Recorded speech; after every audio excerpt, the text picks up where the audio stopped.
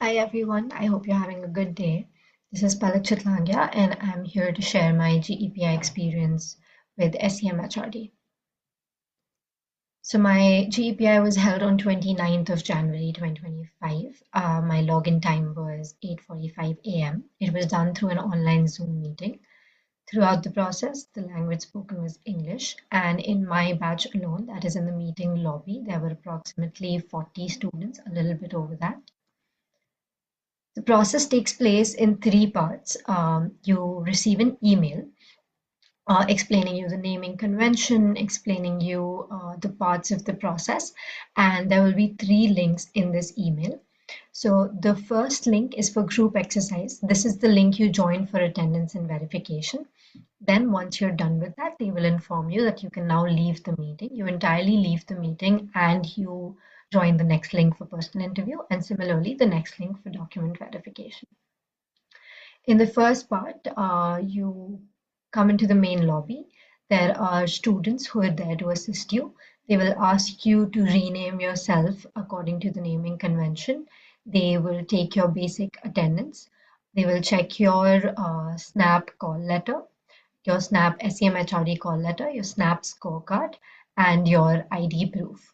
Once you've shown all three, they will start having you put into breakout rooms where your group exercise will be held.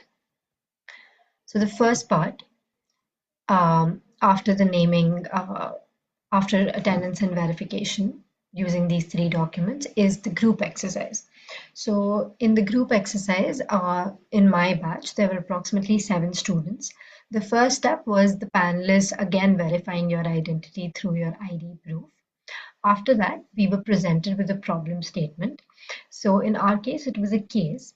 It is displayed on the screen. It was 2 paragraphs, approximately 70 to 80 words long. And this case was about a bank that had a very good customer service review and was known for its reliable banking solutions, but it's recently been losing its rating, and the satisfactory rating has been going down. So there have been a few problems that were identified as customer complaints. And what we had to do first was to give a 30-second viewpoint on the three causes that we think are, creating these problems with the customers. So you start your speech, make sure that it's within 30 seconds. That gets you brownie points. Once you're done with your 30 seconds of individual point, and so is everyone else, you'll move on to the part two of the discussion. In this case, you have to discuss for approximately 6 minutes uh, why you've chosen these factors and come to a consensus on the common factors that might be applicable here. And you should also prioritize them according to their importance. And once you've reached a consensus, the panelist intervenes and tells you that it's time for part three. They divide you into teams, two teams, one of four, one of three, and they give you a stance. So, three people in our case had to take the stance against what we just concluded, and four people had to support the stance we concluded. So, yes, you are one of the people who helped reach that conclusion, but now you might have to speak against that.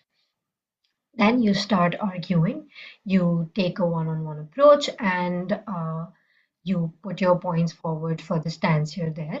And eventually, the panelist will stop you and ask one of you to conclude the discussion. If you can, make sure you're the one concluding it. You can take notes during this. You can have a pen and paper on your side. And that will be the end of part one. Once you're done with this, they will ask you to leave the meeting and join the second link for PI. The second process, that is the personal interview. So you are again directly allotted to your panelists. There will be two panelists. In my case, one of them was female, one of them was male. And they start with a personal question. They will ask you, tell me something about yourself, and anything that you haven't elaborated on, they might ask you to elaborate on that particularly. For example, your hobbies, your internships, what your family background is like. After that, they move to a more specific career-related question. They might ask you about why you want to do an MBA, why do you want to do it from SCMHRD, and what are your professional and personal goals in life. After that, depending on your previous two answers, they will choose a topic. So I had highlighted that gender studies was one of my favorite subjects during my bachelor's, and that my career goals sort of talked about diversity and inclusion. So they picked up on this topic and they asked me questions regarding it. They also bring in current affairs at this time if they can. So for me, they asked the recent rulings of Trump has sort of abandoned all of these norms that support gender and even caste. They've made it entirely merit based. So what is my opinion in that? And if I am say an HR specialist in diversity and inclusion in that country, then how will I tackle this problem and what will I do to still make sure that diversity and inclusion is taking place at my organization? After that, they went entirely, they announced it, they're like, okay, we have a twist in this interview. And they asked me about, so they asked me to name, they said they'll name a company and I have to name the competitor of it. So they named Uber and I obviously went with Ola. And they asked me why Uber and Ola are competitors. I answered that. Then they asked me to run a comparison between the two and asked what my choice was. So I gave my choice as Uber. And instead of asking about Uber, they told me to list some positives that Ola has over Uber, even though my choice was Uber. I went with that. After that, they gave me a few POVs. They asked me if I was a customer, then what would I choose and on what basis will I choose my app? If I was a driver in one of these companies, again, what would my choice be? And if I had to run a cost analysis on the two of them, how would I do that? So what will be my process of cost analysis of these two apps? These were the questions they asked.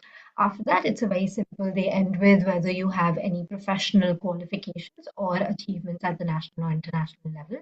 And they will ask you specifically about awards. I did mention that I had some certificates, but not awards per se, and they told me that that won't be relevant here.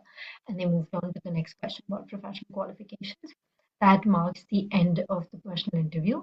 In general, the panelists were very friendly, they were very casual.